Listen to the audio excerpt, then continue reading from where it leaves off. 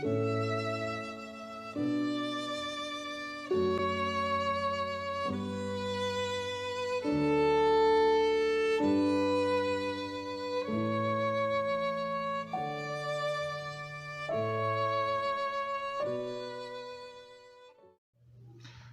noite a todos, aqui é o professor Edson, né? Chegamos finalmente ao nosso último encontro, né, nossa breve apresentação, né, da filosofia da história. E no vídeo de hoje eu queria falar um pouquinho sobre o fim da história, né? Não por acaso seja o último vídeo, mas falar um pouco do fim da história, né? Bom, eu havia falado no vídeo anterior um pouco sobre a tradição judaico-cristã, né? A influência forte da tradição judaico-cristã na formação da concepção de história que temos no Ocidente, né? Uma concepção linear, né? Mas já desde da Idade Média, vamos dizer, né? Falando abaixo da Idade Média, a partir do século XI, vão surgir filosofias da história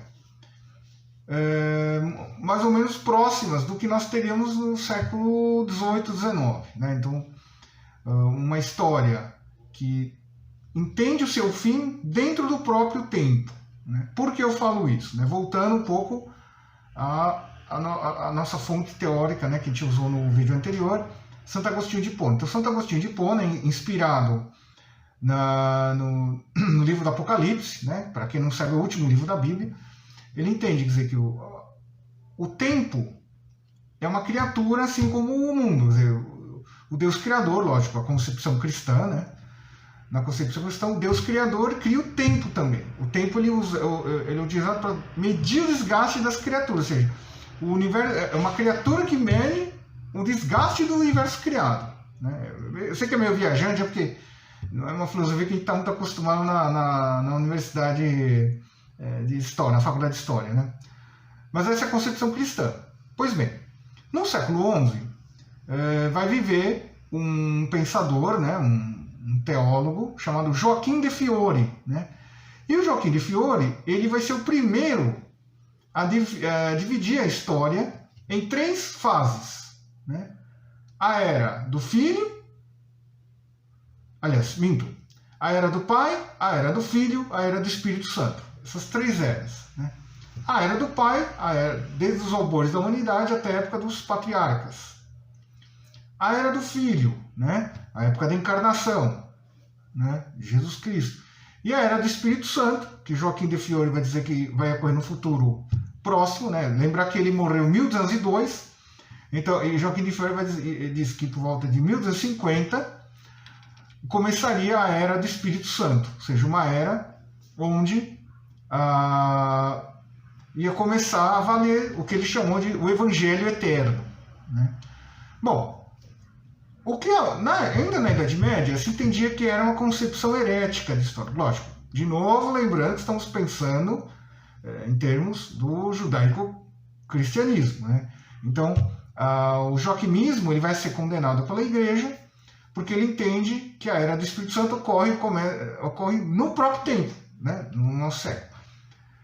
Posteriormente, vão surgir outras filosofias da história, né? Já dentro do pensamento do iluminismo e principalmente do idealismo filosófico alemão, do fim do século XVIII, começo do XIX. Aqui, quem tem um pouco mais de filosofia já sabe de quem estou falando de Hegel e de seu grande discípulo, né? Embora se dizia crítico, mas na verdade era um discípulo à esquerda, Marx, né? Então, tanto o hegelianismo quanto o marxismo, eles entendem que o método para interpretar o desenvolvimento da história, a história também é dividida em etapas, é a dialética, né? No caso de Marx, a dialética, o materialismo dialético, né? A ideia de que o choque de classes opostos sociais vai formar uma síntese, vai haver um salto, vamos assim dizer, evolutivo na sociedade, só que esse salto, uma vez que ele se solidifica, se torna novamente tese e vai ter que ter um oposto, uma antítese, né? Essa é basicamente a ideia da dialética de Hegel, que Marx vai adotar a mesma metodologia para interpretar a história. E ainda no século XIX, nós vamos ter o caso de Auguste Comte, né? Comte, que vai dividir a história da humanidade também em 3 fases, assim como Joaquim de Fiore, né? Você tem a era politeísta, né? Onde os homens acreditaram no infinidade de deuses e todos os fenômenos da natureza explicados pelos deuses, a ação dos deuses na Terra. Depois vai ter a fase metafísica, onde você já tem, entre aspas, uma evolução, em que se cria um único Deus, é o momento das grandes religiões monoteístas, né? Logicamente ele está pensando no judaísmo, cristianismo, islamismo, né? Então essas religiões monoteístas vão entender que tudo o que acontece no universo é explicado pelo Deus único. E por fim a fase positiva, onde não se crê mais em Deus nenhum, e tudo é explicado pela ciência, inclusive o grande Deus é a ciência, né? Não à toa, né, que Comte, no fim da vida, ele vai criar uma religião do homem, uma religião da humanidade, com templos, com sacerdotes, sendo que o sumo pontífice era ele mesmo, Comte, né?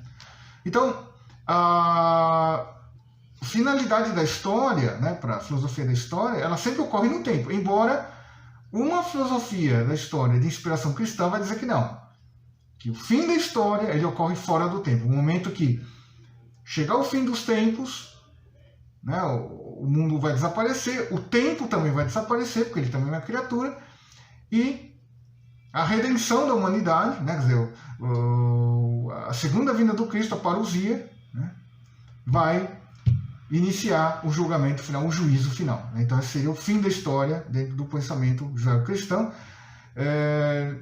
Enfim, lógico, né, aqui estou apenas colocando essa questão, né, do judaico-cristianismo como uma fonte de influência aqui do Ocidente, né, e eu vou explicar também por que as outras filosofias da história elas se opõem a essa concepção judaico-cristã, ok? Bom, nas suas linhas mais gerais, gente, era isso que eu tinha para dizer, né? O livro do Juan Cruz Cruz é um livro densíssimo, né? Enfim, é até uma coisa assim errônea, né? Já que a gente está falando tanto de cristianismo aqui, seria até pecaminoso dizer que eu resumi tudo, não. A gente mal arranhou a superfície do livro. Esperamos que em próximas oportunidades a gente possa aprofundar nossas reflexões sobre história, filosofia da história, ok? Uma boa noite, muito obrigado pela paciência de todos. Gostou do vídeo? Não esqueça, dê o seu like, assine o canal, toque o sininho.